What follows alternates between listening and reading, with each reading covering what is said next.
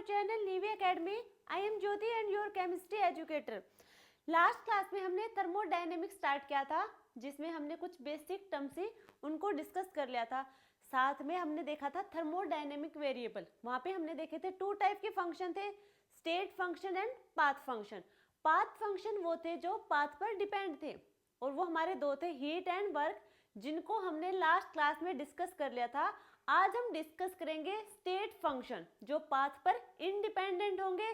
साथ में आज हम डिस्कस करेंगे laws of thermodynamic, zeroth, first, second and third law. इन सब के बारे में आज की क्लास में डिस्कस करेंगे. आई होप आपने लास्ट क्लास देख ली होगी, यानी कि जो थर्मोडायनेमिक है उसकी कुछ बेसिक टर्म्स थी, उन सबको देख लिया होगा, याद भी होंगे आपको. ठीक है, तो स्टार्ट करते हैं आज की क्लास. जो आज की क्लास का हमारा फर्स्ट टॉपिक रहने वाला है वो है लॉज ऑफ थर्मोडायनेमिक्स. थर्मोडायनेमिक के लॉ होंगे हमारे जीरोथ लॉ,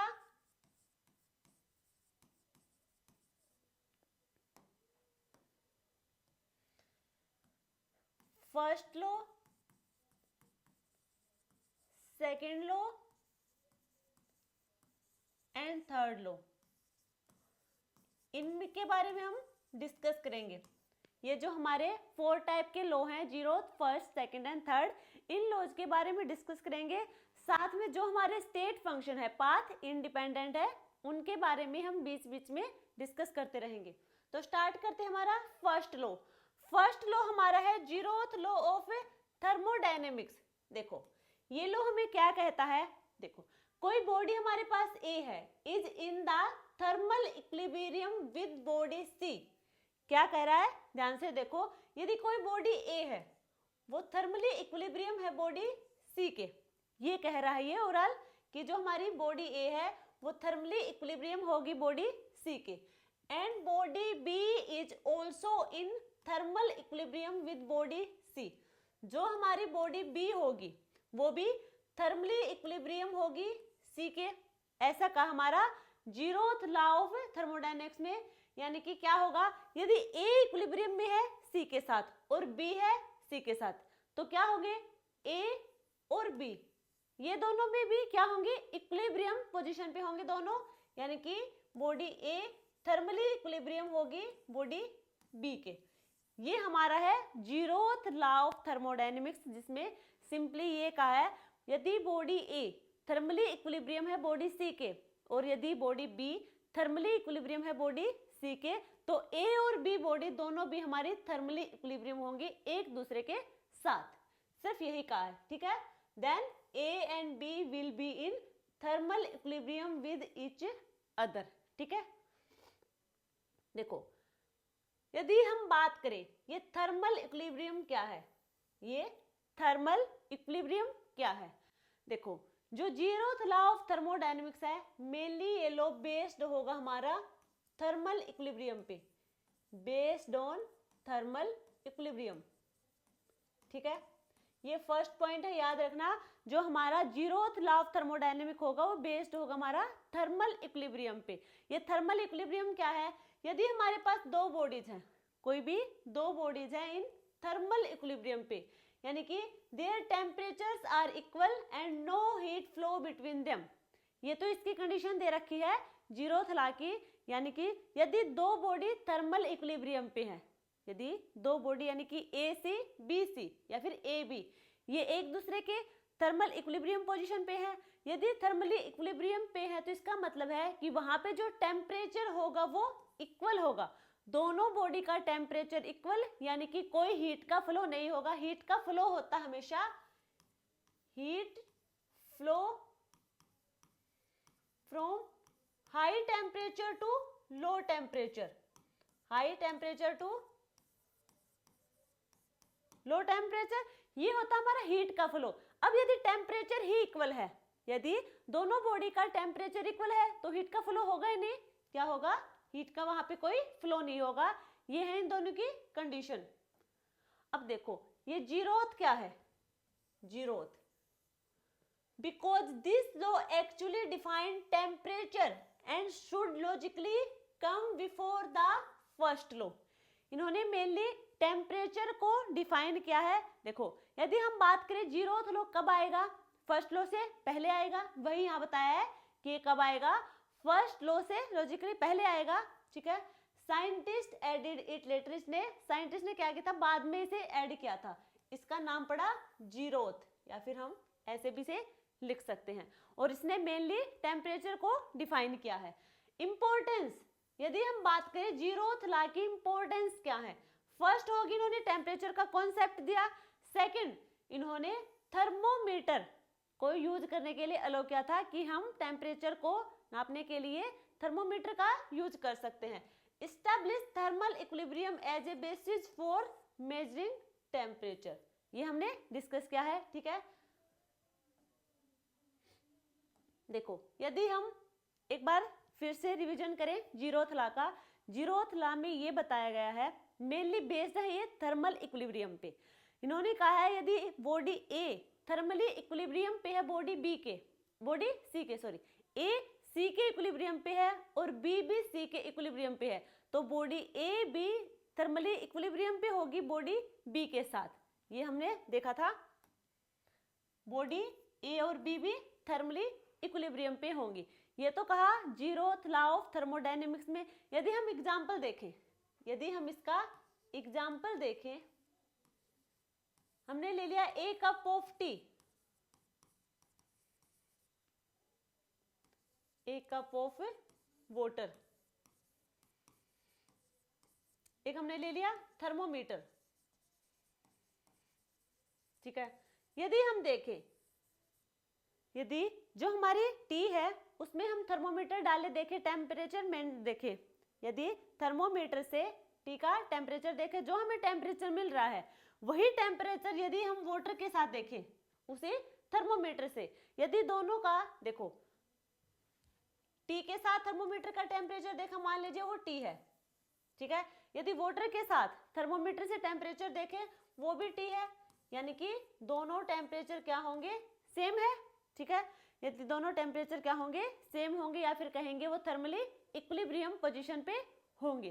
तो ये हमारा था, ये थर्मल इक्विलिब्रियम क्या होगा, यानी कि दोनों का टेम्परेचर सेम हो, वहां पे कोई हीट का फ्लो ना हो, ये होगी हमारी थर्मल इक्विलिब्रियम। बात करें हम इसकी इंपॉर्टेंस की, इन्होंने टेम्परेचर का कॉन्सेप्ट दिया था, साथ में जो थर्मोमीटर है उसको भी यूज करने के लिए अलो कर दिया था, और थर्मल इक्विलिब्रियम वाली कंडीशन को भी फुलफिल की थी यहाँ पे, ठीक है। ये तो हमारा जीरो था। सेकंड था हमारा फर्स्ट लॉ ऑफ थर्मोडायनेमिक्स। अब हम डिस्कस करेंगे हमारे first law of thermodynamics. First law में क्या कहा था, energy can neither be created nor destroyed. Energy को ना तो हम क्रिएट कर सकते ना ही उसे डिस्ट्रॉय कर सकते, इसे सिर्फ और सिर्फ हम क्या कर सकते हैं, ट्रांसफॉर्म कर सकते हैं from one form to another. यानी कि हीट हमारी एनर्जी है, हीट हमारी एनर्जी की फॉर्म है, उसे हम ट्रांसफर कर सकते एक फॉर्म से दूसरे फॉर्म में, उसे क्रिएट और डिस्ट्रॉय नहीं कर सकते। ये हमारा कहता है फर्स्ट लॉ ऑफ थर्मोडायनेमिक्स, ठीक है। When you give heat to a system, यदि हम किसी सिस्टम को हीट देंगे, that heat does two things. एक तो क्या करेगा, उस सिस्टम की इंटरनल एनर्जी या फिर टेम्परेचर को इंक्रीज कर देगा। देखो यदि हम किसी भी सिस्टम को हीट देंगे तो हमें पता है उस सिस्टम की क्या हो जाएगी, टेम्परेचर इंक्रीज करेगा, ठीक है। सेकेंड है make the system do work, क्या करेगा, सिस्टम होगा वहां पे वर्क डन होगा, वर्क डन क्या होगा, एक्सपेंशन। देखो वर्क डन टू टाइप से होते हैं, लास्ट क्लास में हमने पढ़ा था एक्सपेंशन और कंप्रेशन। एक्सपेंशन जो कि अपने आप को क्या करेगा, एक्सपेंड करेगा, फाइनल वॉल्यूम ज्यादा होगी इनिशियल वॉल्यूम से, ठीक है। तो यहाँ पे सिस्टम क्या करेगा, वर्क करना स्टार्ट कर देगा जैसे ही हम सिस्टम को हीट देंगे, ठीक है। अब देखो फर्स्ट लॉ हमारा है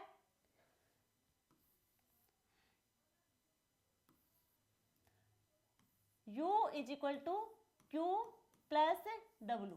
ये होगा हमारा फर्स्ट लॉ के अकॉर्डिंग फॉर्मूला, ये है according to first law, according to first law, ठीक है। U होगी हमारी इंटरनल एनर्जी, Q होगी हमारी हीट, W होगा वर्क डन। इसको हम डिस्कस करेंगे अब क्या, जिसको इंटरनल एनर्जी को हम डिस्कस करेंगे अब, जो कि क्या होगा, स्टेट फंक्शन होगा एक। देखो स्टेट फंक्शन हमने लास्ट क्लास में देखे थे, जो पाथ पर इंडिपेंडेंट होंगे, ठीक है, पाथ पर इंडिपेंडेंट। तो सबसे पहले हम देखेंगे इसमें इंटरनल एनर्जी। इंटरनल एनर्जी को हम रिप्रेजेंट करेंगे U से, और ये इंटरनल एनर्जी होगी हमारी स्टेट फंक्शन, या फिर इसे हम कह सकते हैं पाथ इंडिपेंडेंट, पाथ इंडिपेंडेंट। यदि हम बात करें इसकी प्रॉपर्टी की, तो ये होगी हमारी एक्सटेंसिव प्रॉपर्टी। एक्सटेंसिव प्रॉपर्टी यानी कि ये एडिटिव इन नेचर होगी और डिपेंड करेगी अमाउंट ऑफ मास या फिर मैटर पे, ठीक है। अब हम बात करें इंटरनल एनर्जी, तो यदि हम उसे कैलकुलेट करने लगे, इंटरनल एनर्जी को कैलकुलेट करने लगे, तो हम उसकी एग्जैक्ट वैल्यू कैलकुलेट नहीं कर पाएंगे। इंटरनल एनर्जी की एग्जैक्ट वैल्यू हम कैलकुलेट नहीं कर पाएंगे, हम उसका चेंज यानी कि change in internal energy calculate करेंगे। चेंज इन इंटरनल एनर्जी यानी कि del U, change in internal energy को कैलकुलेट करेंगे, अदरवाइज हम जो इंटरनल एनर्जी होगी उसकी एग्जैक्ट वैल्यू कैलकुलेट नहीं कर पाएंगे। एनर्जी हमारे बहुत फॉर्म में होंगे, जैसे कि kinetic energy, potential energy, rotational energy, vibrational energy, translational energy, बहुत सारी है, ठीक है। टोटल एनर्जी होंगी हमारी, कितनी होंगी, बहुत सारी होंगी। Kinetic energy, potential energy, rotational energy, vibrational energy और ट्रांसलेशनल एनर्जी एटसेट्रा बहुत हैं। तो हम क्या करेंगे, एनर्जी का चेंज कैलकुलेट कर सकते हैं, ना कि टोटल एनर्जी की एग्जैक्ट वैल्यू कैलकुलेट कर सकते हैं। तो ये होगी हमारी इंटरनल एनर्जी, जिसे हम रिप्रेजेंट करेंगे U से। यदि हम बात करें according to first law, according to first law, first law के अकॉर्डिंग U हमारा होगा Q प्लस W। इनका चेंज करेंगे, देखो del U is equal to del Q plus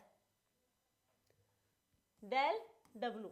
हमें पता है वर्क डन, वर्क डन हमारा होगा माइनस P डेल V, ये होगा हमारा वर्क डन। उसे हम यहाँ पे लिखेंगे del U is equal to del Q minus P del V, minus P del V। अब ये माइनस है तो साइन कन्वेंशन है। अब देखो ये डेल U होगा हमारा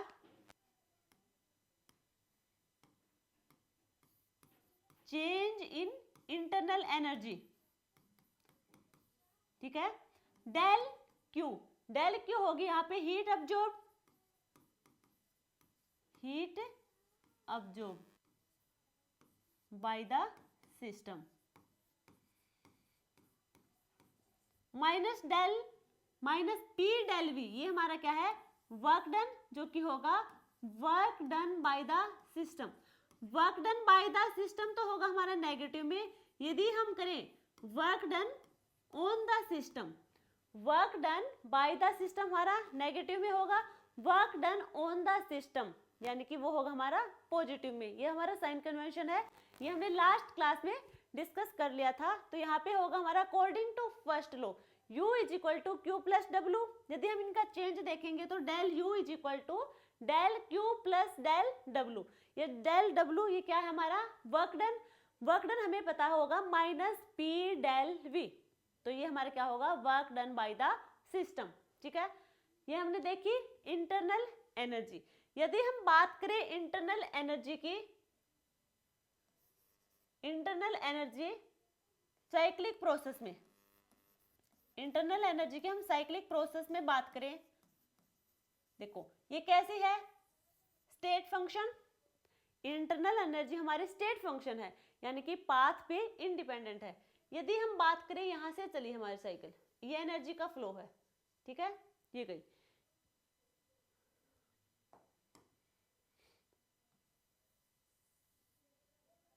ठीक है, यहां से स्टार्ट हुई थी और यहीं पे आके फिनिश हुई है।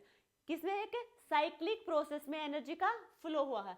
अब ये साइक्लिक प्रोसेस है, हमें नहीं देखना कि इसका पाथ क्या है, क्योंकि स्टेट फंक्शन पाथ पे डिपेंड नहीं करेगा, वो सिर्फ फाइनल और इनिशियल स्टेट देखेगा, सिर्फ फाइनल और इनिशियल। फाइनल और इनिशियल क्या है, दोनों यहीं पे आके हैं।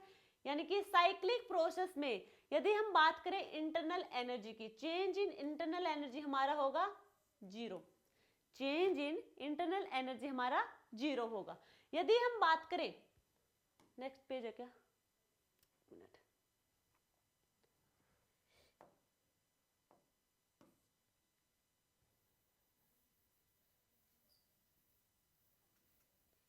देखो यदि हम बात करें del U is equal to 0, क्योंकि क्या होगा, फाइनल और इनिशियल दोनों स्टेट क्या है, सेम, पाथ पे डिपेंड नहीं करेगा, पाथ कहीं से भी लेके आओ, हमें सिर्फ फाइनल और इनिशियल स्टेट देखनी है जो कि एक ही पॉइंट पे है। यानी कि del U is equal to 0 होगा इन साइक्लिक प्रोसेस पे। यदि हम बात करें for ideal gas, for ideal gas, ideal gas के लिए डेल यू होगा हमारा डायरेक्टली प्रोपोर्शनल होगा डेल टी के। आइडियल गैस के लिए डेल यू होगा हमारा डायरेक्टली प्रोपोर्शनल डेल टी के, यानी कि डेल टी इंक्रीज होगा देन डेल यू भी इंक्रीज होगा, जो कि पॉजिटिव होगा। डेल यू डेल टी यानी कि टेम्परेचर डिक्रीज, तो डेल यू भी हमारा क्या होगा, डिक्रीज होगा। यानी कि आइडियल गैस की बात करें वहां पे डेल यू डायरेक्टली प्रोपोर्शनल होगा डेल टी के। डायरेक्टली मींस यदि टेम्परेचर इंक्रीज तो del U increase, temperature decrease यानी कि डेल यू भी हमारा डिक्रीज करेगा। समझ आया इतना? यही हमने देखा है इंटरनल एनर्जी। इंटरनल एनर्जी को हम एग्जैक्ट वैल्यू कैलकुलेट नहीं कर पाएंगे, उसका हम चेंज कैलकुलेट करेंगे। यदि हम बात करें टोटल एनर्जी की, एनर्जी हमारी बोथ फॉर्म में, यानी कि हीट हमारी डिफरेंट फॉर्म में प्रेजेंट होगी, kinetic energy, potential, vibrational, rotational etcetera. तो इन सब का हम सम करके निकालेंगे इंटरनल एनर्जी यानी कि टोटल एनर्जी। यदि हम बात करें, देखो फर्स्ट लॉ के अकॉर्डिंग तो U हमारा होगा Q प्लस W, और यदि हम बात करें साइक्लिक प्रोसेस की, साइक्लिक प्रोसेस में डेल U होगा 0 और आइडियल गैस में डेल U डायरेक्टली प्रोपोर्शनल होगा डेल T के। तो ये हमारा इंटरनल एनर्जी कल देख लिया और साथ में फर्स्ट लॉ भी देख लिया। अब हम डिस्कस करेंगे हमारे नेक्स्ट पॉइंट, देखो टाइप्स ऑफ थर्मोडायनेमिक प्रोसेस। अब हमें देखना है ये थर्मोडायनेमिक प्रोसेस के टाइप क्या क्या है। देखो जो सबसे पहले हमारा थर्मोडायनेमिक प्रोसेस होगा वो होगा आइसोथर्मल प्रोसेस। आइसोथर्मल प्रोसेस, ये आइसोथर्मल प्रोसेस होगा, देखो जहां पे टेम्परेचर कांस्टेंट हो। Isothermal means temperature constant. यदि टेम्परेचर कांस्टेंट हो तो टेम्परेचर का चेंज हमारा 0 के इक्वल होगा। टेम्परेचर कांस्टेंट तो उसका चेंज 0 के इक्वल होगा। यदि हम बात करें according to first law, according to first law internal energy del U is equal to Q plus W. अब डेल टी हमारे यहाँ पे 0, हमने बात की थी आइडियल गैस के लिए, for ideal gas. Ideal gas में था डेल यू डायरेक्टली प्रोपोर्शनल था डेल टी के। अब यदि डेल टी 0 है तो डेल यू भी हमारा क्या होगा, 0 होगा। डेल यू 0 होगा, डेल यू 0 है। देखो अभी यहां से देखो डेल यू रख देंगे, 0 is equal to Q plus W. अब Q is equal to minus W, ये लिख सकते हैं हम। Q हमारा होगा heat absorbed, heat absorbed by the system, heat absorbed by the system. ये होगा हमारा work done by the system, work done by the system. ठीक है, तो ये तो हमने देखा हमारा आइसोथर्मल प्रोसेस में। तो यह हमारा Q is equal to minus W. यदि हम बात करें अब आइडियल गैस की, फॉर आइडियल गैस इक्वेशन,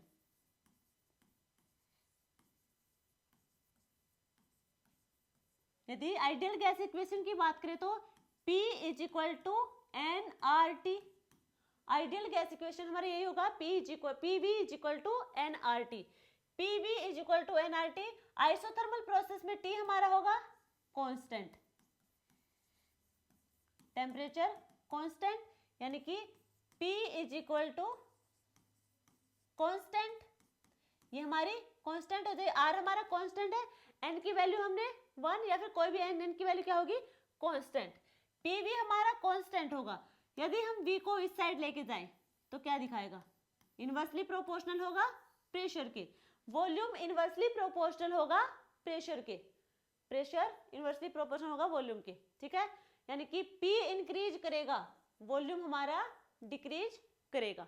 यदि हम इनका ग्राफ प्लॉट करें, प्रेशर वर्सेस वॉल्यूम, देखो क्या होगा, जैसे जैसे ही ये देखो प्रेशर डिक्रीज करेगा तो वॉल्यूम इंक्रीज करेगा। यदि हम प्रेशर, ये देखो प्रेशर को डिक्रीज करेंगे तो वॉल्यूम हमारा इंक्रीज कर रहा है। ये होगा हमारा प्रेशर वर्सेस वॉल्यूम के बीच का ग्राफ। ये हमने देखी हमारी थर्मोडायनेमिक प्रोसेस में फर्स्ट प्रोसेस आइसोथर्मल प्रोसेस, जिसमें टेम्परेचर कांस्टेंट यानी कि उसका चेंज 0 के इक्वल होगा। डेल T 0 हमने आइडियल गैस में देखा था, डेल U डायरेक्टली प्रोपोर्शनल था डेल T के। अब डेल T 0 है तो डेल U भी हमारा 0 होगा। According to first law del U is equal to Q plus W, del U 0 होगा तो Q हमारा होगा माइनस W के, ठीक है। और ये हमने देखा आइडियल गैस इक्वेशन के लिए PV is equal to nRT, temperature हमारा कांस्टेंट तो PV हमारा क्या आ जाएगा, कांस्टेंट। P हमारा इनवर्सली प्रोपोर्शनल होगा वॉल्यूम के। जैसे जैसे प्रेशर हमारा डिक्रीज करेगा वॉल्यूम इंक्रीज करता जाएगा, ठीक है। बात करें हम नेक्स्ट की, नेक्स्ट प्रोसेस होगी हमारी आइसोकोरिक प्रोसेस। सेकंड होगी हमारी आइसोकोरिक प्रोसेस।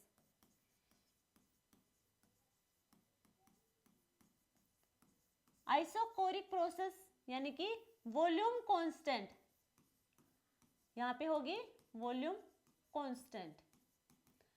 अब हमें पता है जो W होगा हमारा वो होगा minus P del V, work done होगा वो होगा माइनस P एक्सटर्नल यानी कि एक्सटर्नल प्रेशर डेल V।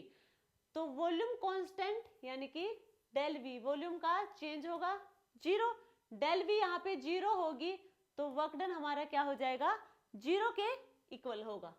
अब देखो according to first law, according to first law del U is equal to Q plus W, W हमारा 0 तो del U is equal to Q, del U is equal to Q। ये जो Q होगी heat होगी, heat absorbed at constant volume, heat absorbed at constant volume। यहाँ पे क्या है, वॉल्यूम कांस्टेंट पे ये होगी हमारी हीट। हमने देखो हमने जब सेंसिबल हीट के बारे में डिस्कस किया था वहां हमने देखी थी molar heat capacity, del U is equal to QV is equal to NCV del T। जो यहाँ पे जो CV है, CV ये होगी हमारी molar heat capacity, molar heat capacity, ठीक है। ये क्या होगा, डेल U हमारा होगा QV के, क्योंकि W यहाँ पे 0। अब जो QV है ये होगी हमारी heat absorbed at constant volume, QV होगी हमारी NCV डेल T के। ये हमने देख लिया था सेंसिबल हीट, वहां पे हम डिस्कस कर रहे थे उनके टाइप को, वहां पे था QV is equal to NCV del T। ये जो CV होगा ये होगा हमारा molar heat capacity, T temperature change in temperature, N हमारा number of moles, number of moles if N is equal to 1, यदि N की वैल्यू 1 है, N की वैल्यू 1 होगी तो del U is equal to QV is equal to क्या होगा, CV del T। अब देखो इस डेल टी को हम इस साइड लेके आएंगे तो del U upon del T is equal to C V, लिख सकते हैं ऐसा। तो ये आएगी हमारी सी वी की, सी वी का फॉर्मूला है del U upon del T, change in internal energy upon change in temperature. अब यहाँ पे हम बात करें del U T2 minus U T1 upon T2 minus T1 is equal to C V, या फिर इसे लिख दें डेल सी वी है रिएक्शन के लिए। ये होगा हमारा फॉर्मूला, ठीक है। ये तो हमने देखा, सॉरी ये हमने देखी है। यहाँ पे आएगी ये molar heat capacity. Molar heat capacity यहाँ पे n की वैल्यू 1 यानी कि नंबर ऑफ मोल्स यदि 1 है तो डेल u होगा हमारा n cv, जो n क्या होगा 1 यानी कि cv del t, del t को इधर लेके आएंगे तो del u upon del t is equal to cv, और इनका हमने चेंज लिख दिया, क्या होगा u t2 minus u t1 upon t2 minus t1 is equal to del cv। ये हमने कैलकुलेट किया हमारा आइसोकोइक प्रोसेस। अब हम बात करें फॉर आइडियल गैस के लिए, यदि हम इसे कैलकुलेट करें आइडियल गैस के लिए, फॉर आइडियल गैस इक्वेशन, अब हम कैलकुलेट करेंगे इसे आइडियल गैस इक्वेशन के लिए। आइडियल गैस इक्वेशन होगी हमारी PV is equal to nRT, PV is equal to nRT, V हमारा कांस्टेंट, देखो यानी कि ये हमारी कांस्टेंट टर्म रहेंगी सारी, तो P डायरेक्टली प्रोपोर्शनल होगा T के, यानी कि प्रेशर डायरेक्टली प्रोपोर्शनल होगा टेम्परेचर के। यदि हम इनके बीच ग्राफ प्लॉट करें, प्रेशर और टेम्परेचर, ठीक है, प्रेशर को हम इंक्रीज करेंगे तो टेम्परेचर भी हमारा इंक्रीज होगा। तो ये देखो इनका ग्राफ होगा कुछ इस टाइप से। समझ आई आपको? आइसोकोरिक प्रोसेस बिल्कुल इजी है। यहाँ पे होगी हमारी वॉल्यूम कांस्टेंट, यदि वॉल्यूम कांस्टेंट है तो उनका चेंज जीरो के इक्वल होगा। वर्क डन का हमें पता है जो होगा minus P del V zero, तो वर्क डन होगा यहाँ पे जीरो। तो अकॉर्डिंग टू फर्स्ट लॉ की हम बात करें तो डेल यू इक्वल होगा क्यू के। क्यू हमारी क्या है यहाँ पे, heat absorbed at constant volume, यानी कि दे रखी हमें वॉल्यूम कांस्टेंट, क्योंकि हम बात करें आइसोकोरिक प्रोसेस की। तो हमने देखा था ये molar heat capacity sensible heat में जो होगी QV is equal to NCV del T, ये आप देख लेना, ठीक है। ये होगा हमारा आइसोकोरिक प्रोसेस। नेक्स्ट प्रोसेस की हम बात करें, नेक्स्ट प्रोसेस होगी हमारी, देखो एक थी साइक्लिक प्रोसेस, साइक्लिक प्रोसेस हमने देख ली थी, जो डेल यू हमारा होगा zero, del U is equal to zero, और डेल यू डायरेक्टली प्रोपोर्शनल होगा डेल टी के। यदि डेल टी इंक्रीज करेगा तो डेल यू भी हमारा इंक्रीज करेगा। ये साइक्लिक प्रोसेस है, ठीक है, ये तो हमने भी डिस्कस कर लिया था। नेक्स्ट की बात करें हम, नेक्स्ट प्रोसेस होगी हमारी isobaric process. Isobaric process, isobaric process में होगा प्रेशर, अगर याद ना रहे किसमें प्रेशर किसमें वॉल्यूम, बार, बार किसकी यूनिट होगी, प्रेशर की यूनिट होगी, तो यहाँ पे होगा हमारा प्रेशर कांस्टेंट, प्रेशर कांस्टेंट होगा। यदि हम बात करें फर्स्ट लॉ की, अकॉर्डिंग टू फर्स्ट लॉ के according del U is equal to Q plus W, W का हमें पता है जो होगा Q minus P del V, ठीक है, ये होगा माइनस पी डेल वी। देखो अब ये पी जीरो नहीं होगा, क्यों नहीं होगा, क्योंकि प्रेशर कांस्टेंट है, इसका चेंज जीरो होगा। कोई टर्म यदि कांस्टेंट है तो उसका चेंज जीरो होगा, ना कि वो टर्म जीरो होगी। अब देखो del U is equal to Q minus P del V, यदि हम P डेल V को इधर लेके आए, Q is equal to del U plus P del V, del PV को इधर लेके आएंगे तो प्लस में आएगी, तो आएगा हमारा Q is equal to del U plus P del V। और जो क्यूब है ये होगी यहाँ पे heat absorbed at constant pressure, ये होगी कांस्टेंट प्रेशर, ठीक है। यहाँ पे जो हीट अब्जॉर्ब होगी वो होगी कांस्टेंट प्रेशर पर, Q P is equal to del U plus P del V. इसे हम लिख सकते हैं, जो हमारा del U plus P del V है, इसे हम लिख सकते हैं डेल एच, ठीक है। डेल एच यानी कि change in enthalpy, change in enthalpy, ठीक है। अब देखो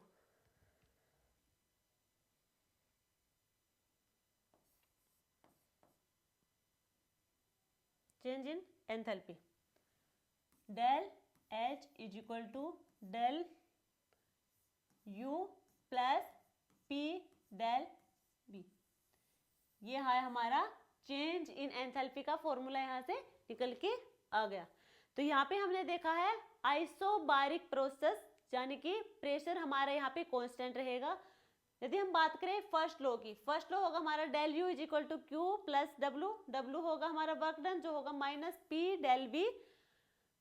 अब देखो क्यू ये क्या है, हीट, हीट अब्जॉर्ब यहाँ पे हो गया एट कांस्टेंट प्रेशर, जिसे हमने लिख दिया क्यू पी, ये पी लिखा है इसका मतलब है कांस्टेंट प्रेशर है यहाँ पे, is equal to del U P del B को इधर लेके आए तो क्या होगा प्लस में value del U is plus P del V, जिसे हम लिख सकते हैं डेल एच के इक्वल। डेल एच यहाँ पे होगा हमारा चेंज इन एंथैल्पी, यहाँ पे इसका फॉर्मूला निकल के आया है, ठीक है। समझ आया आपको। नेक्स्ट प्रोसेस हमारी होगी, नेक्स्ट प्रोसेस होगी हमारी adiabatic process, adiabatic process. Adiabatic process में होगा हमारे, देखो heat transfer zero, adiabatic process में heat transfer zero, heat transfer zero यानी कि Q is equal to zero. Heat किसे कहते हैं, हीट को रिप्रेजेंट करेंगे Q से, यानी Q होगी हमारी यहाँ पे जीरो। यदि हम बात करें according to first law, first law हमारा कहता है कि del U is equal to Q plus W. अब Q हमारा यहाँ पे है जीरो, यानी कि del U is equal to W, del U is equal to W. अब जो डेल U है, डेल U इसे हमने लिखा था N C V del T से, क्या हुआ था N C V del T से, तो W हमारा क्या होगा यहाँ पे N C V del T, ठीक है। W क्या हो जाएगा N C V del T. तो ये तो हमने देखी थर्मोडायनेमिक प्रोसेस, जिसमें फर्स्ट आइसोथर्मल थी, देन हमने देखा isochoric, cyclic process, isobaric process and adiabatic process, ठीक है। अब हम बात करेंगे दो प्रोसेस और हमारी है, रिवर्सिबल प्रोसेस और इरिवर्सिबल प्रोसेस, ये देखेंगे हम। वैसे देखो जो रिवर्सिबल टर्म होती है इसे हम कई जगह पढ़ते हैं। रिवर्सिबल का मतलब होता है यदि हम रिएक्शन की बात करें, कोई भी रिएक्शन हो रही है, यानी कि रिएक्टेंट से प्रोडक्ट की तरफ हो जा रही है रिएक्शन, जनरली तो यही जाएगी, रिएक्शन में रिएक्टेंट से प्रोडक्ट की फॉर्मेशन देगा। रिवर्सिबल में क्या होगा, रिएक्टेंट से प्रोडक्ट की फॉर्मेशन देगा, बट प्रोडक्ट से वापस रिएक्टेंट की फॉर्मेशन देगा without any change, without any loss. तो ये हमारी रिवर्सिबल रिएक्शन। इरिवर्सिबल में क्या होगा, रिएक्टेंट से प्रोडक्ट जाएगा बट प्रोडक्ट से रिएक्टेंट वापस नहीं आएंगे, वो होगी इरिवर्सिबल प्रोसेस। अब हम बात करेंगे थर्मोडायनेमिक में ये रिवर्सिबल प्रोसेस और इरिवर्सिबल प्रोसेस क्या है। सबसे पहले इनकी डेफिनेशन देखो, a process that can be reversed exactly in the opposite direction without leaving any change in the system or surroundings, this is an ideal process, ठीक है। रिएक्शन की तरह है, क्या करेगा, जिस डायरेक्शन में हो जाएगी प्रोसेस या फिर रिएक्शन, यानी कि रिएक्टेंट टू प्रोडक्ट, वापिस से क्या आएगी, प्रोडक्ट टू रिएक्टेंट भी रिएक्शन होगी without any change in system and surrounding, बिना किसी चेंज के, तो वो होगी हमारी रिवर्सिबल प्रोसेस होगी। ये होगी आइडियल प्रोसेस, ना कि रियल लाइफ में ऐसा पॉसिबल है, ये होगी आइडियल प्रोसेस, याद रखना रियल लाइफ में पॉसिबल नहीं है। इसके कैरेक्टरिस्टिक देखें हम तो फर्स्ट होगा हमारा इनफाइनाइटली स्लो, ये जो प्रोसेस होगी, रिवर्सिबल प्रोसेस होगी, ये बहुत ही धीरे धीरे होगी। System changes in extremely small steps, बिल्कुल छोटे छोटे स्टेप में रिएक्शन होगी। कैसे होगी देखो, यदि हम बात करें, यदि हमारे पास एक एटमॉस्फेयर से, यानी कि 1 एटमॉस्फेरिक प्रेशर से हम 2 एटमॉस्फेरिक प्रेशर तक जा रहे हैं, यहां तक जाएंगे धीरे धीरे, बिल्कुल धीरे धीरे, छोटे छोटे स्टेप में, छोटे छोटे स्टेप, यानी कि 1.01, 1.02, 1.03, ऐसे जाएगा, ऐसे जाएगा 2 तक। अब देखो इतने छोटे छोटे स्टेप्स में जाएंगे तो कितना लंबा टाइम लगेगा, बहुत सारा टाइम, यानी कि इनफाइनाइट टाइम यहाँ पे लगेगा। तो ये क्या है, इनफाइनाइटली स्लो, बहुत ही धीरे धीरे प्रोसेस होगी ये। और जो system change in extremely small steps, जो सिस्टम में चेंज होंगे वो बिल्कुल छोटे छोटे स्टेप्स में चेंज होंगे, नहीं कि हमें रिएक्शन में एकदम चेंज दिख जाएंगे, ऐसा कुछ नहीं होगा, बिल्कुल धीरे धीरे चेंज आएंगे। No friction, no viscosity, no turbulence, ना कोई फ्रिक्शन होगा ना ही कोई विस्कोसिटी होगी यहाँ पे। System always in thermal and mechanical equilibrium. क्या होगा, जो रिवर्सिबल प्रोसेस होगी वो इक्विलिब्रियम तो हमें शो करेगी। देखो यदि हम बात करें रिवर्सिबल रिएक्शन की, ए से बी की फॉर्मेशन हुई और बी से वापस से, यानी कि क्या दिखा रही है, हमें इक्विलिब्रियम शो कर रहा है, ये तो रिवर्सिबल है। यदि हम बात करें इरिवर्सिबल की, ए से बी की फॉर्मेशन है बट बी से ए की फॉर्मेशन नहीं है, वो इक्विलिब्रियम कंडीशन हमें नहीं मिलेगी। तो यहाँ पे जो सिस्टम होगा वो थर्मली या फिर मैकेनिकली इक्विलिब्रियम में होगा। मैक्सिमम वर्क इज डन, ज्यादा से ज्यादा यहाँ पे वर्क डन होगा, ठीक है। Reversible process give maximum work with workout for an engine, वही है, मैक्सिमम यहाँ पे वर्क डन होगा। देखो रिवर्सिबल रिएक्शन है, इनफाइनाइट स्टेप में होगी, ये रिएक्शन बिल्कुल छोटे छोटे टुकड़ों में होगी, जो कि बहुत ज्यादा टाइम कंज्यूमिंग है। अभी हमने देख ली इस टाइप से होगी, ये होगी इक्विलिब्रियम कंडीशन में। जो हमारी रिवर्सिबल प्रोसेस होगी वो इक्विलिब्रियम कंडीशन में होगी। यदि हम बात करें इनके प्रेशर की, एक्सटर्नल प्रेशर और इंटरनल प्रेशर, एक्सटर्नल प्रेशर और इंटरनल प्रेशर यहाँ पे ऑलमोस्ट होगा इक्वल, दोनों ही इक्वल होंगे। यदि हम बात करें फोर्स की, ड्राइविंग फोर्स और ओपोजिंग फोर्स, तो दोनों फोर्स भी हमारे यहाँ पे इक्वल होंगे, driving force opposing force equal होंगे। यदि हम बात करें प्रेशर की, एक्सटर्नल प्रेशर और इंटरनल प्रेशर दोनों यहाँ पे इक्वल होंगे, इनफाइनाइट स्टेप में होंगे, यानी कि प्रोसेस धीरे धीरे होगी। ये हमारी रिवर्सिबल प्रोसेस थी। अब हम बात करेंगे इरिवर्सिबल प्रोसेस की। ये वो प्रोसेस होगी जो वापस नहीं होगी, वापस इनिशियल स्टेट में नहीं आएगी, without causing changes in the surroundings. देखो ए से बी, ये हमारा ए है, ए से बी तक तो चली गई, रिएक्शन ए से बी में कन्वर्ट होगी, बट वापस से ए की पोजीशन, यानी कि जो इनिशियल स्टेट हमारी है ए, वहां पे नहीं आएगी, बिना किसी चेंज के, बिना किसी चेंज के वापस नहीं होगी। तो ये होगी हमारी इरिवर्सिबल रिएक्शन और ये होगी हमारी रियल प्रोसेस, ये होगी रियल, और रिवर्सिबल प्रोसेस थी वो थी हमारी ideal process.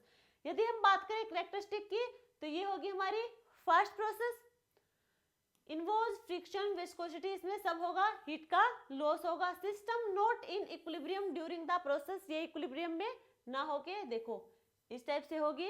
Less work done than the reversible process, जो रिवर्सिबल प्रोसेस थी वहां पे मैक्सिमम वर्क डन था, बट इरिवर्सिबल प्रोसेस में मिनिमम वर्क डन होगा।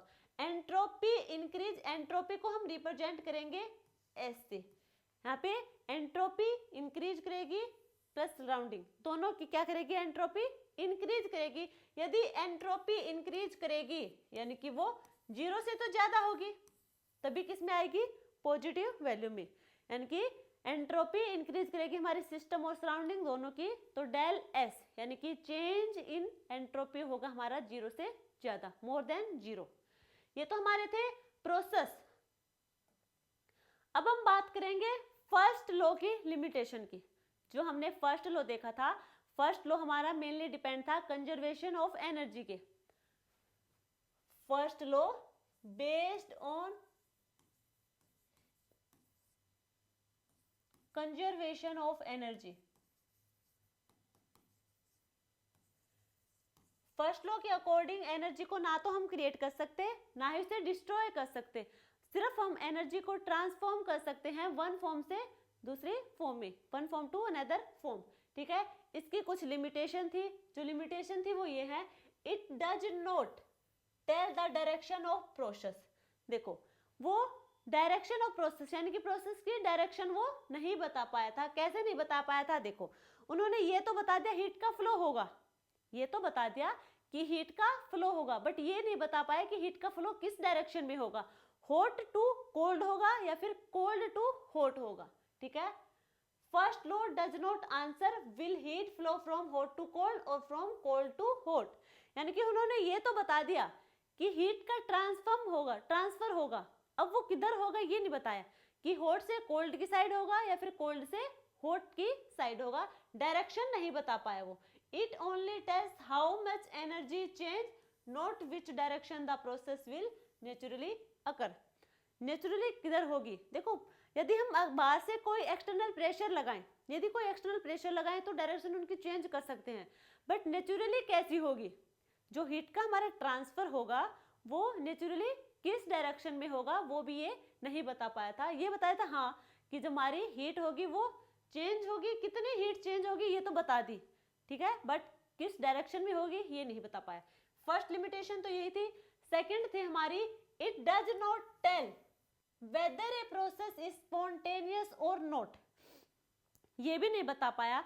जो फर्स्ट ला है, एक तो उन्होंने एनर्जी या फिर हीट की डायरेक्शन नहीं बताई, दूसरी लिमिटेशन ये थी कि कोई भी रिएक्शन है वो स्पॉन्टेनियस होगी या फिर नॉन स्पॉन्टेनियस होगी, ये भी नहीं बता पाया था। जो स्पॉन्टेनियस होगी प्रोसेस हमारी, स्पॉन्टेनियस होती है देखो बिना किसी प्रेशर के, यदि हम विदाउट एनी एक्सटर्नल फोर्स बताएं कोई रिएक्शन किस डायरेक्शन में हो रही है वो होगी हमारी स्पॉन्टेनियस।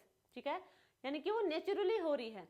और नॉन स्पॉन्टेनियस वो होगी जिसपे हम अप्लाई करेंगे एक्सटर्नल प्रेशर को, जिससे क्या होगी नॉन स्पॉन्टेनियस प्रोसेस, वो नेचुरली नहीं होगी। तो ये नहीं बता पाया कि रिएक्शन हमारी स्पॉन्टेनियस होगी या फिर नॉन स्पॉन्टेनियस होगी। It does not distinguish between different form of energy quality.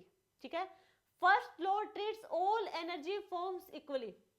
First law ने क्या कहा? देखो जैसे हमने देखा था इंटरनल एनर्जी में भी, इंटरनल एनर्जी कहां से आई थी? फर्स्ट लॉ से ही।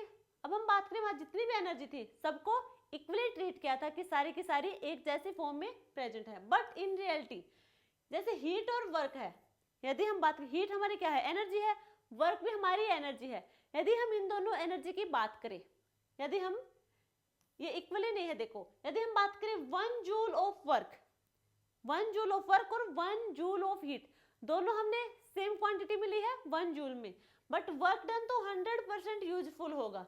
जो हीट होगी वो जरूरी नहीं है कि वो फुल्ली कंजर्व हो, वो ना भी हो। ठीक है, वर्क हमारा 100% यूजफुल होगा, हीट कंफर्म नहीं है कि वो 100% यूजफुल होगी। ठीक है, फर्स्ट लिमिटेशन थी कि वो डायरेक्शन नहीं बता पाया। सेकंड हम हीट की डायरेक्शन।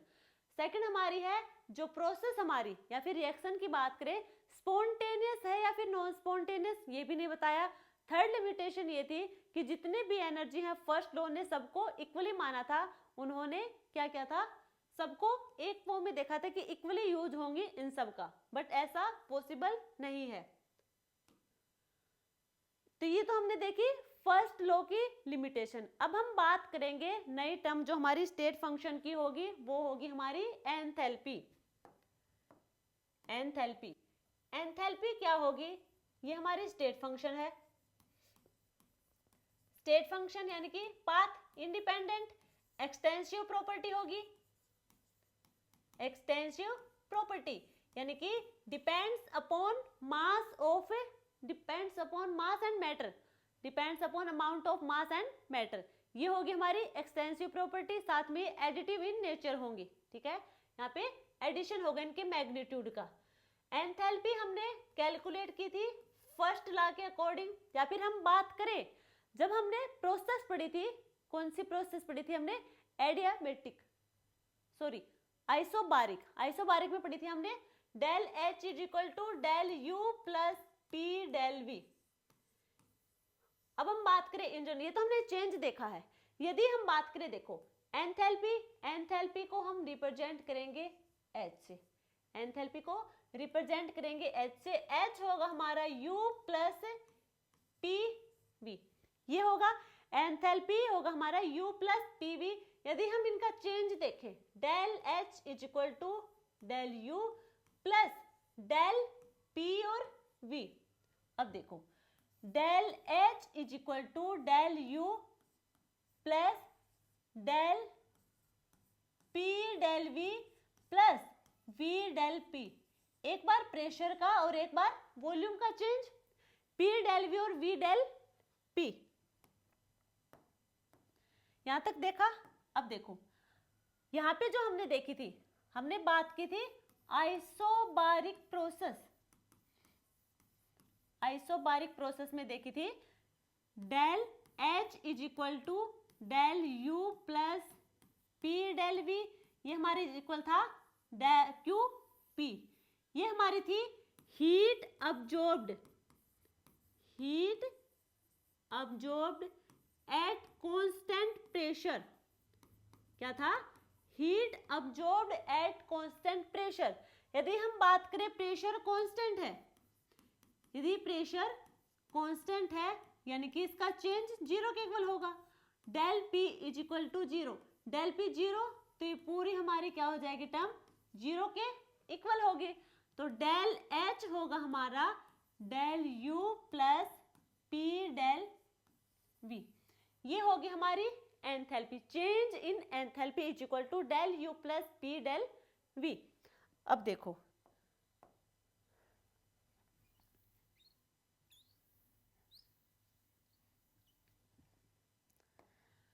यदि हम बात करें आइडियल गैस के लिए, PV is equal to nRT for ideal gas. PV is equal to nRT, PV is equal to ng del, sorry यदि हम इसके चेंज की बात करें, PV is equal to nRT, P del V is equal to del NGRT, del NGRT। क्या हुआ ये सिर्फ है गैस के लिए, ये सिर्फ गैस के लिए है, ना कि अदर स्टेट के लिए, सॉलिड और लिक्विड स्टेट के लिए नहीं है, ये सिर्फ गैसेस फेज के लिए है। PV is equal to nRT, P del V is equal to del NGRT। इस वैल्यू को हम यहाँ पे पुट कर सकते हैं, बिल्कुल कर सकते हैं। देखो del H is equal to del U plus del NGRT,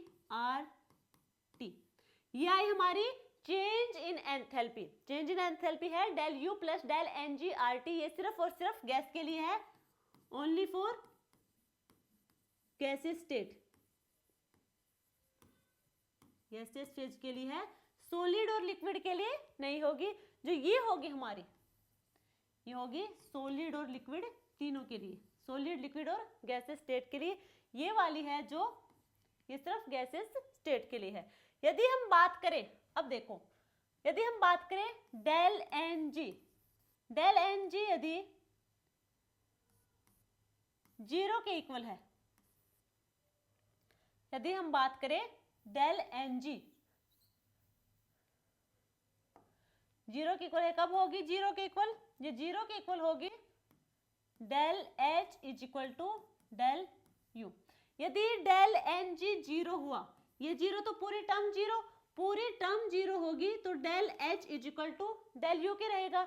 यदि हम बात करें second condition, del NG greater than zero, अब देखो यदि ये वाली टर्म ग्रेटर देन जीरो है तो क्या होगा?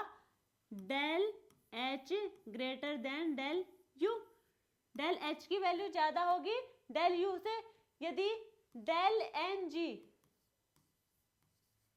लेस देन जीरो, यदि डेल NG की वैल्यू जीरो से कम है तो हमारी डेल एच की वैल्यू भी कम होगी डेल यू से, ठीक है। ये तीन कंडीशन बनेंगी, ये सिर्फ गैसियस फेज के लिए है। Del H is equal to del U plus del N G R T. जहां भी रिएक्शन में आपको देखना पड़े, यदि कोई भी रिएक्शन हो, यदि वहां पे आपको डेल एन जी कैलकुलेट करना है तो पहले देखना रिएक्शन में क्या वो तीनों की तीनों, नहीं सॉरी, रिएक्टेंट और प्रोडक्ट दोनों, क्या रिएक्टेंट और प्रोडक्ट दोनों में गैसियस मॉलिक्यूल है। यदि गैसियस मॉलिक्यूल नहीं है तो वहां पे हम डेल एन जी कैलकुलेट नहीं कर पाएंगे, हम सिर्फ ये गैसियस मॉलिक्यूल में ही कैलकुलेट कर पाएंगे, ठीक है। तो ये हमने देखी हमारी एंथैल्पी। अब हम बात करें हमारी नेक्स्ट जो टर्म है वो है एंट्रोपी। ये ना एंट्रोपी, एंट्रोपी को हम रिप्रेजेंट करेंगे एस से, एंट्रोपी को रिप्रेजेंट करेंगे एस से। ये भी होगी हमारी स्टेट फंक्शन, स्टेट फंक्शन यानी कि पाथ इंडिपेंडेंट, पाथ पे डिपेंड नहीं करेगी, सिर्फ इनिशियल एंड फाइनल स्टेट पर डिपेंड करेगी। जो एंट्रोपी होगी हमारी, ये भी एक्सटेंसिव प्रॉपर्टी की होगी, यानी कि एडिटिव इन नेचर होगी, additive in nature and depends upon the amount of mass. Entropy हमारी होगी, एंट्रोपी रैंडमनेस को शो करेगी, रैंडमनेस। यदि रैंडमनेस हमारी इंक्रीज करेगी तो एंट्रोपी भी इंक्रीज करेगी, यदि रैंडमनेस डिक्रीज करेगी तो एंट्रोपी भी डिक्रीज करेगी, ठीक है। रैंडमनेस इंक्रीज तो एंट्रोपी इंक्रीज, रैंडमनेस डिक्रीज तो एंट्रोपी भी डिक्रीज करेगी। यदि हम बात करें एंट्रोपी की, वो हमें दिखाएगी disorder form of, disorder of the system, disorder of the system, ठीक है। ये हुई हमारी एंट्रोपी।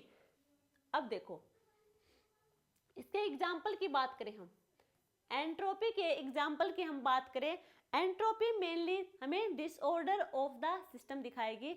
एंट्रोपी वहां होगी जहां पे नेचुरली हो रही होगी रिएक्शन, नेचुरली अकरिंग होगी वहां पे एंट्रोपी देखेंगे। देखो आइस मेल्ट हो रही है, आइस यदि मेल्ट हो रही है यानी कि वहां पे एंट्रोपी इंक्रीज हो रही है। आइस मेल्ट हो रही है, नेचुरली प्रोसेस है, आइस मेल्ट होगी तो क्या हो जाएगी, वहां पे एंट्रोपी इंक्रीज होगी। यदि हम बात करें मिल्क से कर्ड की फॉर्मेशन हो रही है, मिल्क से कर्ड, वहां पे भी हमारी एंट्रोपी इंक्रीज होगी, ठीक है। यदि हम बात करें air spreads out in the room, यदि air spreads out in the room है यानी कि वहां पे भी एंट्रोपी चेंज हो रही है और वो चेंज क्या होगा, इंक्रीज होगा, ठीक है। और एग्जांपल की बात करें,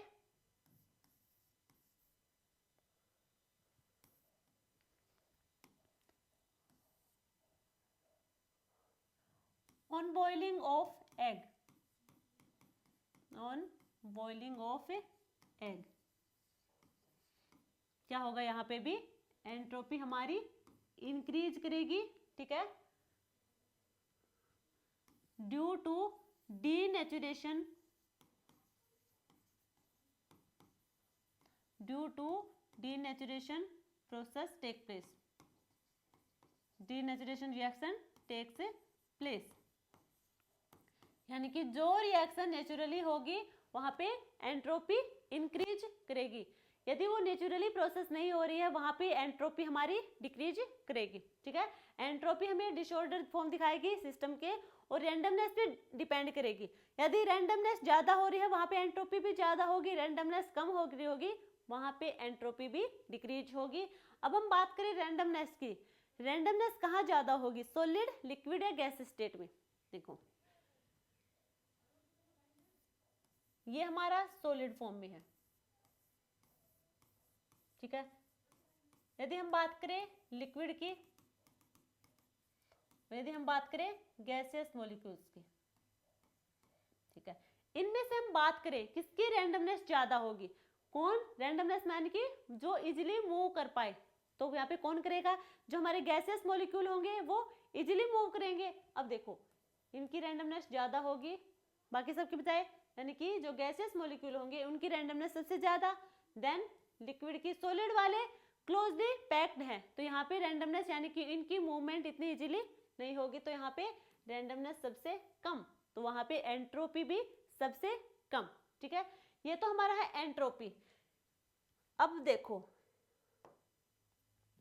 यदि हम बात करें स्पॉन्टेनियस और नॉन स्पॉन्टेनियस प्रोसेस की, चलो इतना ही ठीक है, वो हम सेकंड लॉ में डिस्कस कर लेंगे, स्पॉन्टेनियस, नॉन स्पॉन्टेनियस और इक्विलिब्रियम पोजीशन को। देखो सेकंड लॉ क्या है हमारा थर्मोडायनेमिक का, केल्विन प्लैंक स्टेटमेंट। ये दो स्टेटमेंट आई थी जिस पर हमने एंट्रोपी को डिस्क्राइब किया था। दो टर्म थी, एक थी केल्विन प्लैंक स्टेटमेंट, एक हमारी थी क्लेसियस स्टेटमेंट। ठीक है, जो केल्विन प्लैंक स्टेटमेंट है, it is impossible to convert all the heat absorbed from a hot body entirely into work without rejecting some heat to a cold body। जो हमारा kelvin Planck statement थी उनमें यही बताया था कि जितनी भी हमारी हीट है यानी कि टोटल हीट उसको कन्वर्ट करना, यानी कि हॉट बॉडी से, अब देखो कोई भी हॉट बॉडी हमारे पास, उसमें जितनी भी हीट है उसे कन्वर्ट करना है। ठीक है, कंप्लीट हीट को कन्वर्ट करना है वर्क में। जो हॉट बॉडी है उसकी कंप्लीट हीट को कन्वर्ट करना है वर्क में विदाउट रिजेक्टिंग, यानी कि कोल्ड बॉडी में बिल्कुल भी ट्रांसफर नहीं किया हीट का, सीधा हमने किसमें कर दिया वर्क का, तो ये इम्पॉसिबल है, पॉसिबल नहीं है ऐसा। ठीक है, तो 100% efficient heat engine is impossible, यानी कि जो हॉट बॉडी हमारी वहां से जो हीट होगी सारी की सारी हीट उसे हमने वर्क डन में कन्वर्ट करना है विदाउट एनी या फिर without rejecting some heat to a cold body. Cold body में बिल्कुल भी हीट नहीं गई, सीधा कहाँ गई वर्क डन में, तो ऐसा इम्पॉसिबल है, ये कहा था क्लेसियस प्लैंक स्टेटमेंट में। सेकंड जो स्टेटमेंट थी हमारी वो थी केल्विन, सेकंड हमारी है क्लेसियस स्टेटमेंट। अब देखो heat cannot flow from a colder body to a hotter body on its own without external work। देखो अभी तक हम यही बात करें कि कोई भी प्रोसेस हो वो नेचुरली प्रोसेस हो। अब देखो हीट होगी वो क्या करेगा, हॉट टू कोल्ड, या फिर हम डिफ्यूजन की बात करें तो भी high concentration to low concentration, या हीट का फ्लो देखें तो क्या होगा, high temperature to low temperature, यानी कि ज्यादा से कम की साइड आएगा। देखो यदि हम बात करें, ये हमारे पास दो बीकर हैं, इसको एक ट्यूब से यहां से जोड़ दिया हमने,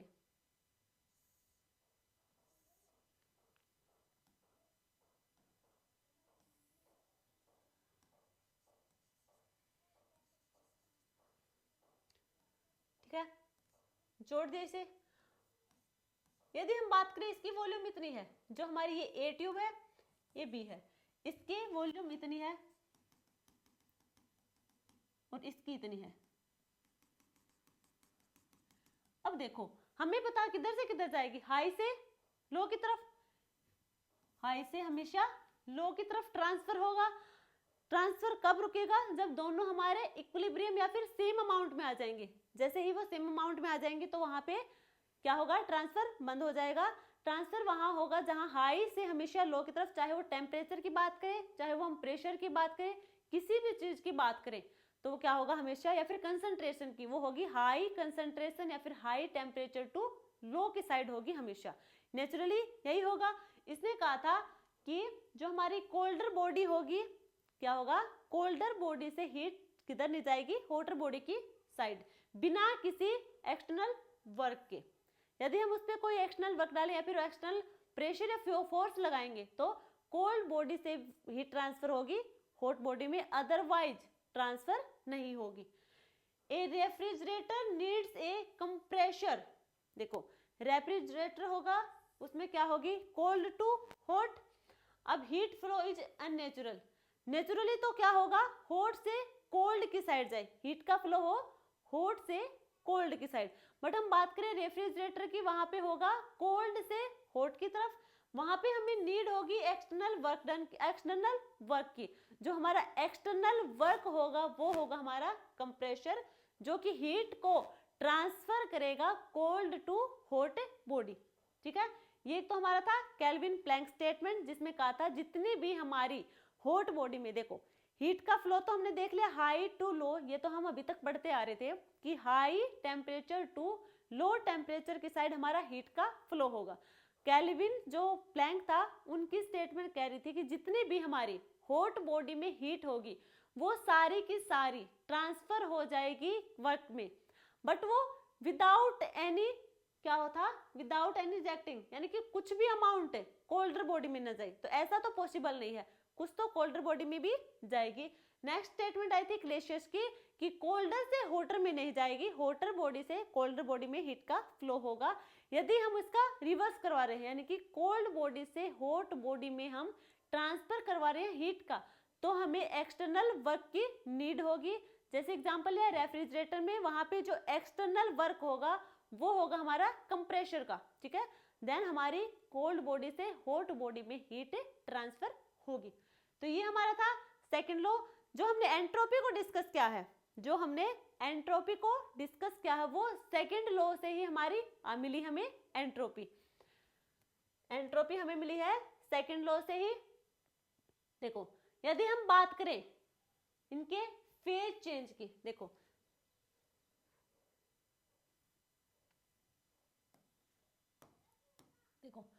यदि हम बात करें एंट्रोपी चेंज, यदि 0 से ज्यादा है, यदि चेंज इन एंट्रोपी 0 से ज्यादा है, वहां पे होगी हमारी स्पॉन्टेनियस प्रोसेस, स्पॉन्टेनियस प्रोसेस।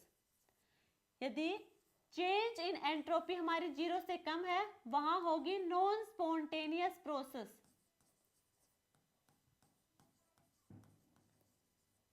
यदि हम बात करें del S is equal to 0, यानी कि ये कंडीशन होगी हमारी इक्विलिब्रियम की। यदि चेंज इन एंट्रोपी हमारी 0 की इक्वल होगी, यानी कि वो होगी हमारी इक्विलिब्रियम कंडीशन। अदरवाइज यदि 0 से ज्यादा है तो स्पॉन्टेनियस, 0 से कम है तो नॉन स्पॉन्टेनियस प्रोसेस होगी।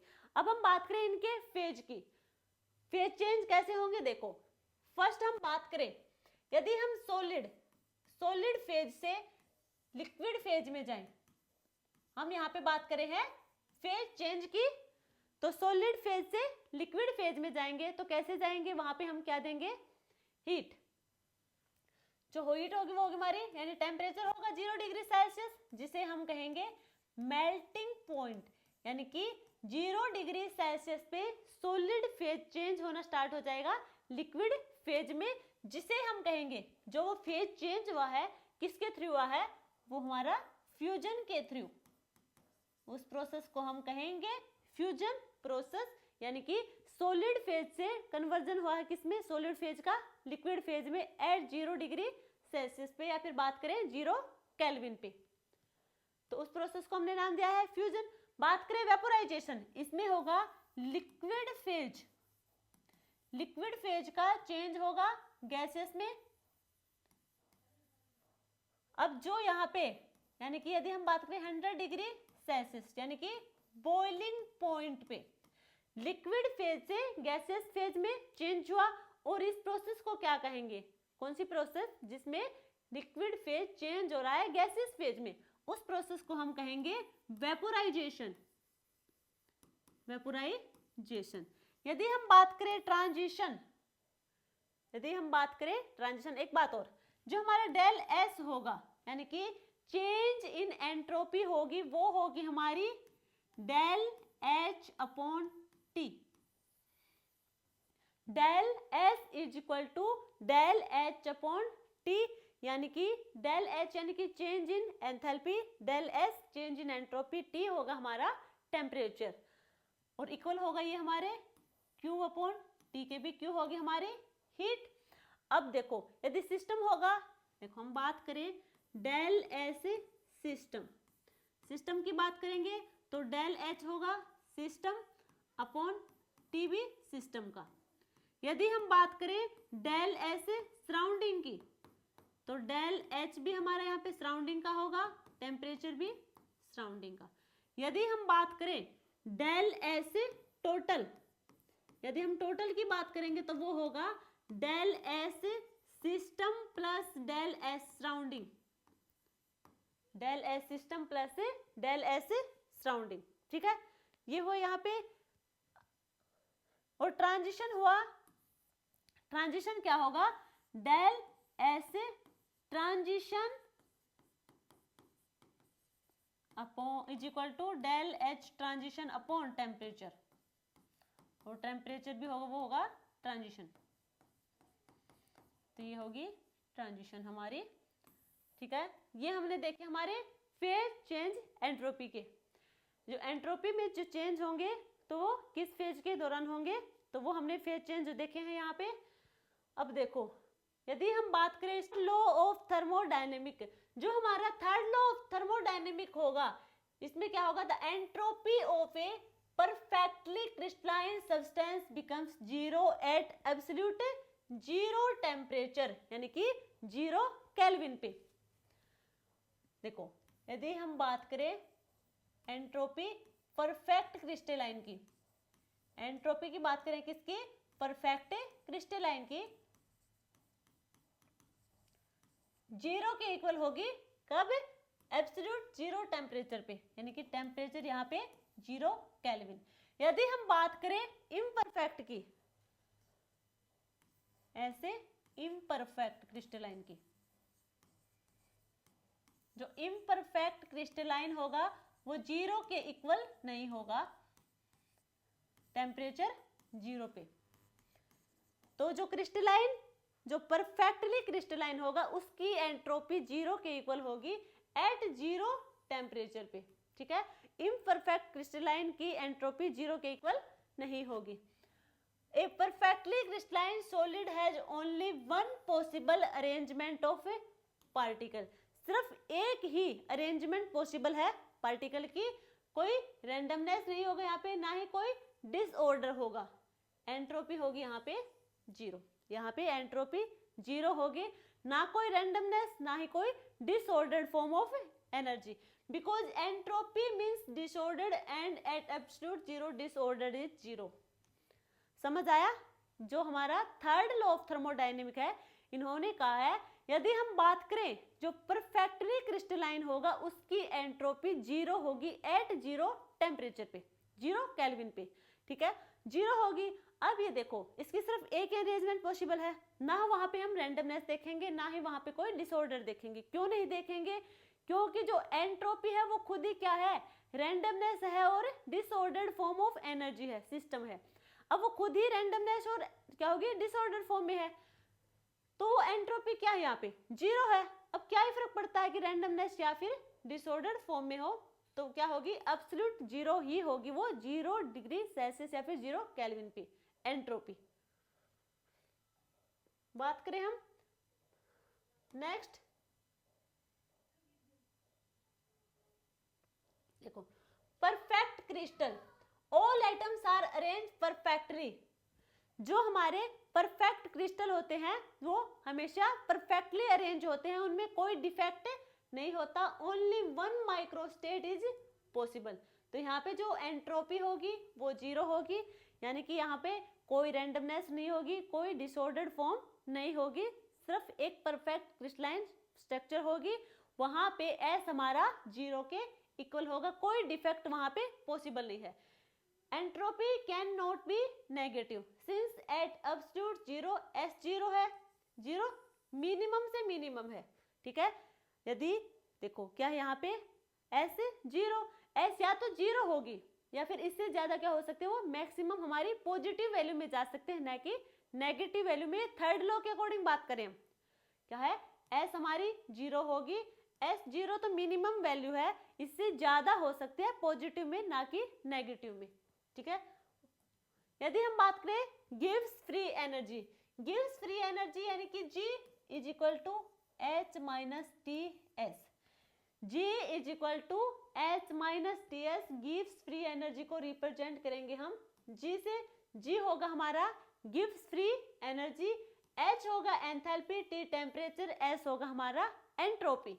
यदि हम इनके चेंज की बात करें, del G is equal to del H minus T del S, S del T, ये होना चाहिए यदि हम बात करें गिब्स फ्री एनर्जी के चेंज की।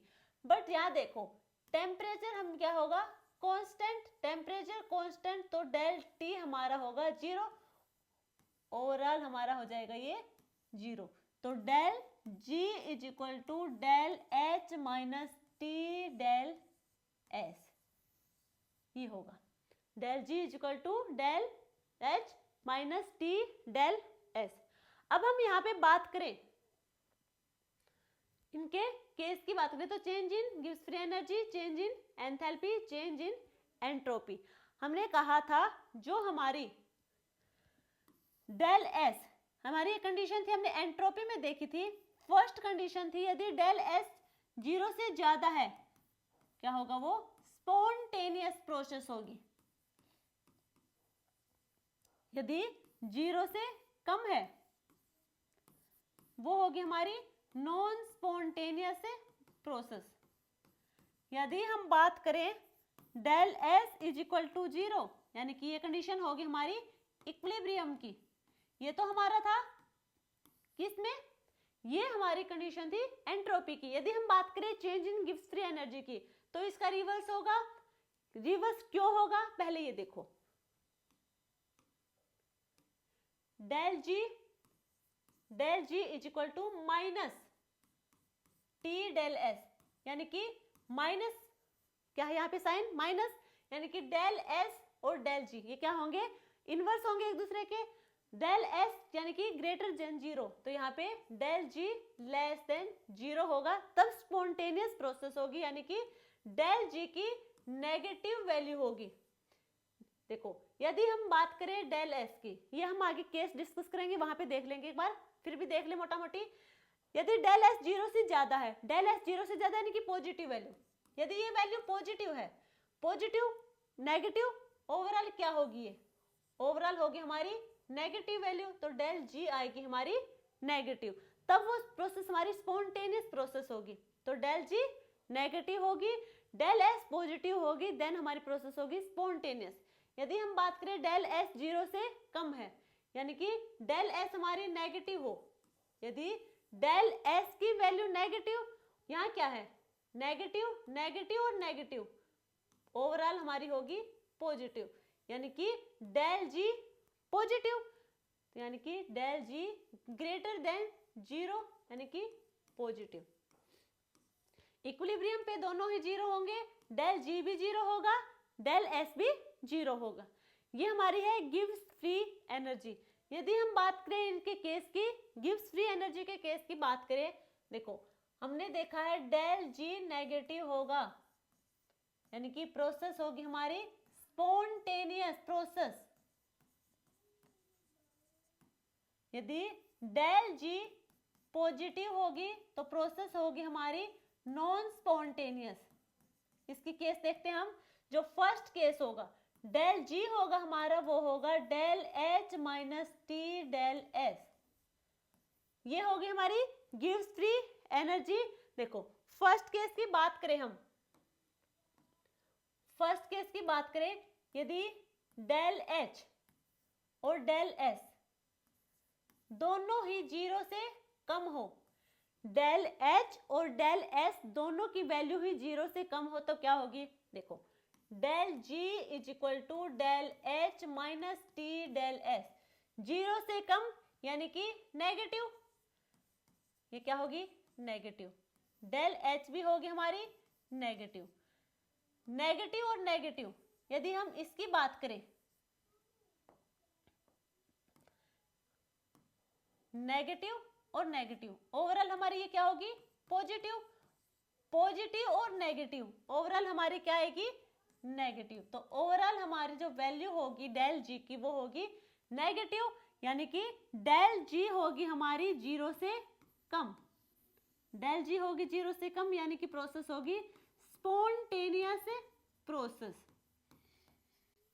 यहाँ पे प्रोसेस होगी वो होगी स्पॉन्टेनियस प्रोसेस, डेल जी माइनस में यानी कि नेगेटिव प्रोसेस होगी spontaneous.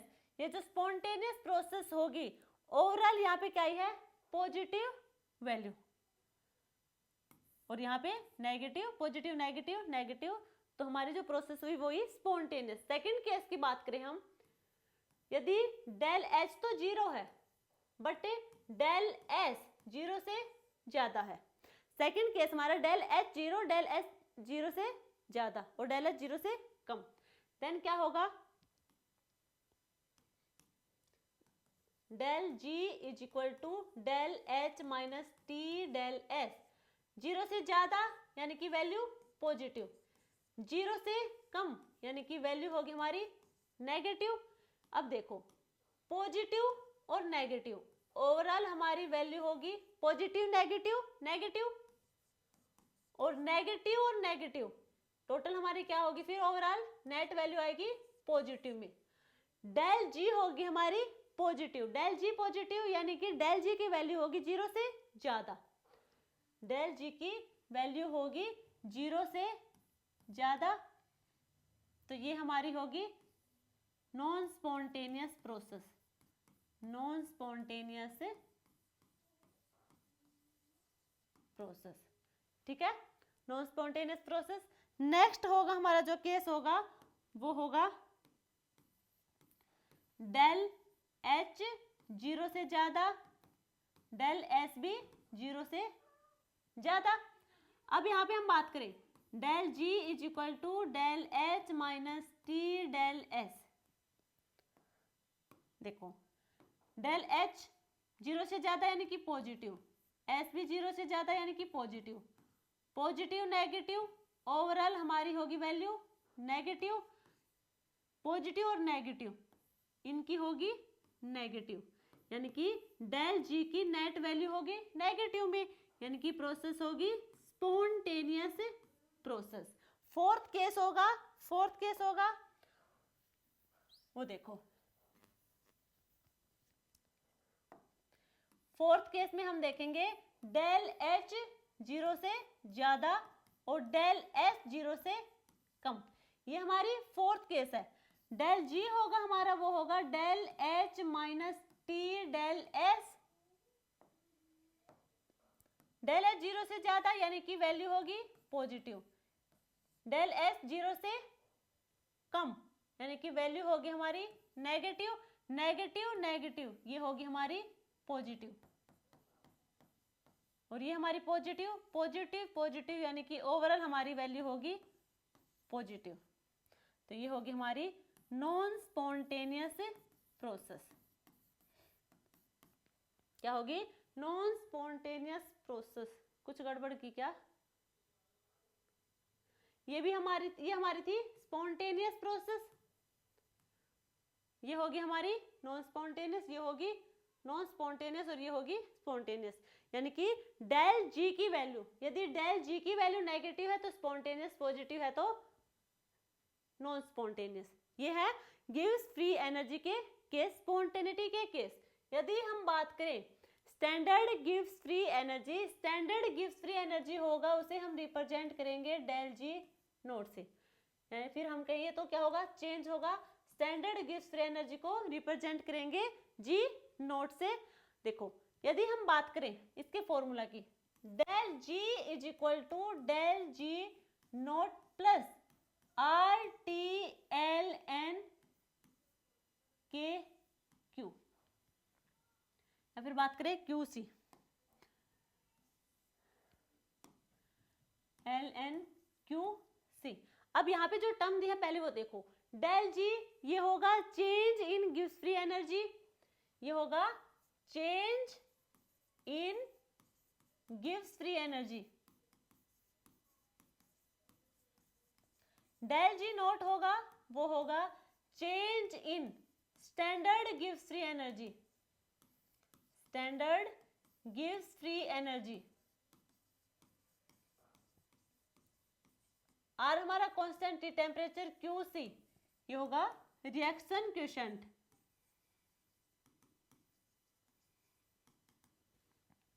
Reaction quotient.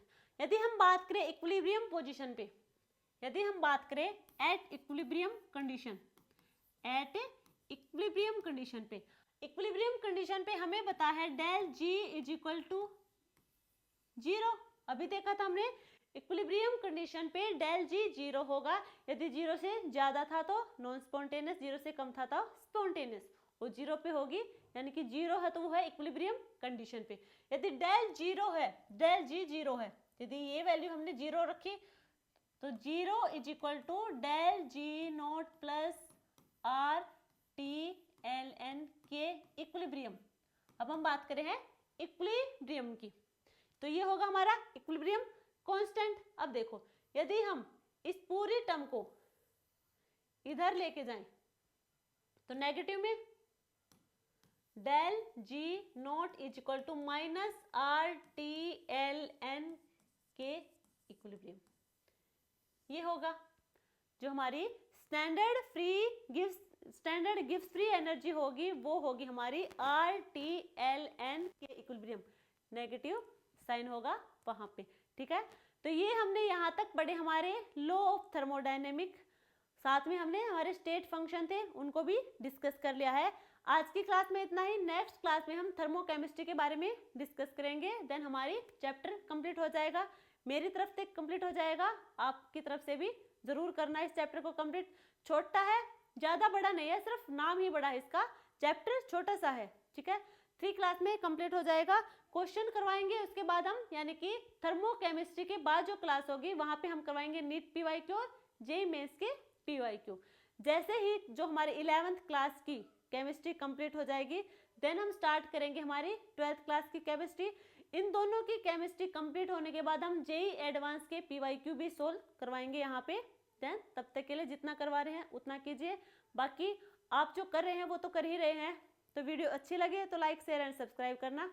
Thank you.